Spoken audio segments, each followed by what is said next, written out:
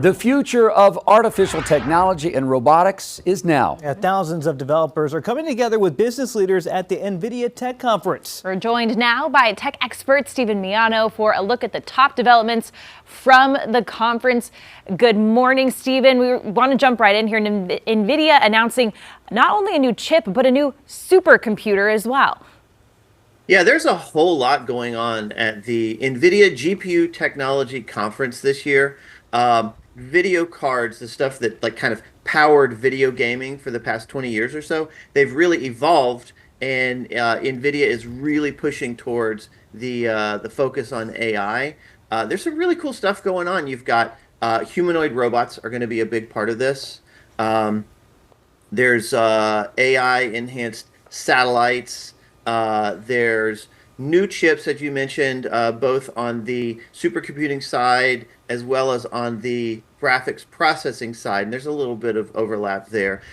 More memory, so bigger, larger AI models that they can use. Blue, which everybody is excited about. This is a little robot from Star Wars. They're working in conjunction with Disney.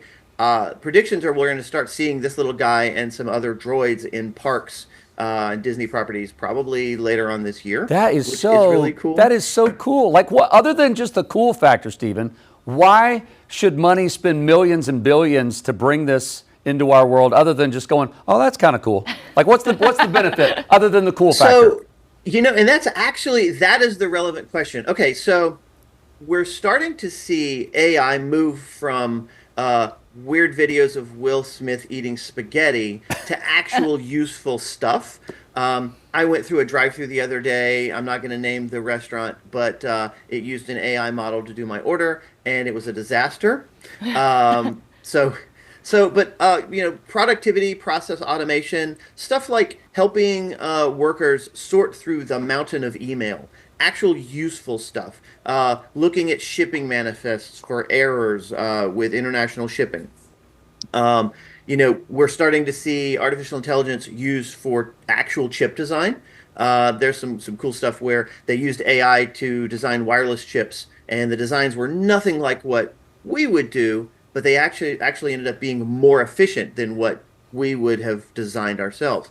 And then, cybersecurity is a big thing. As cyber threats become more and more complex and harder for people to recognize, AI can maybe have a little bit of an edge on that if those models are trained properly. And then humanoid robots, that's going to be a big thing. Since painting on caves, we have recreated the human form.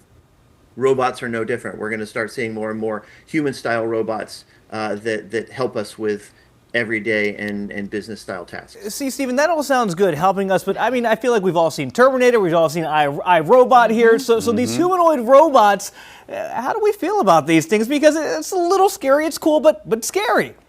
Yeah, definitely some mixed feelings. There's a lot of anthropomorphism going on, attributing human feelings and emotions to robots. So when you see some of the videos of robots being pushed around, or that we start to feel for that. And that actually could help in some industries, customer service, healthcare. There's been some cool research on using human-style robots to help with therapy or Alzheimer's care, stuff like that. So, yeah, but at the same time, Terminator, right? So I think that either way, the development is going to happen. It's not going to be avoided. So I think going into it with eyes open, and we talked last month about the ethics about AI and things like that.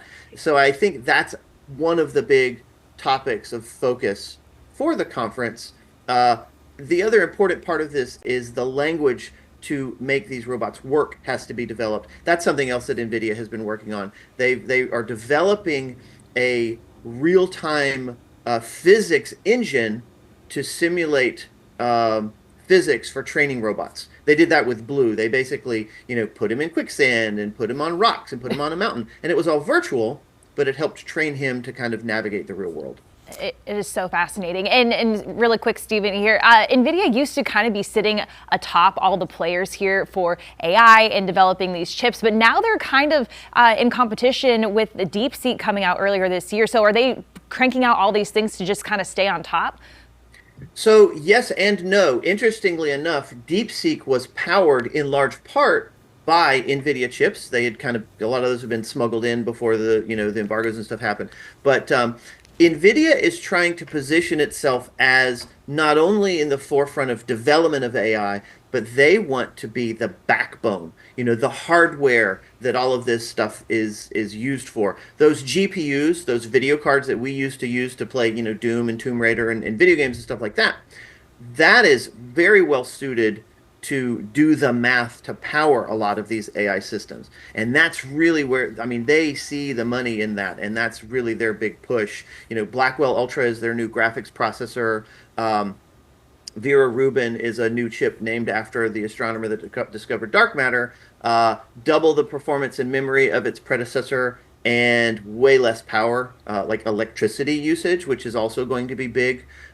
So they know what side of the bread the butter goes, or however the saying is. Well, Stephen, you can't spell NVIDIA without AI. So they know the importance of it, right? This is a big Hey! deal. This is a big deal, Stephen. I know we're going to It be is. talking to you more about this week after week after week. Thanks for your insight today. Appreciate it. Thanks for having me, guys.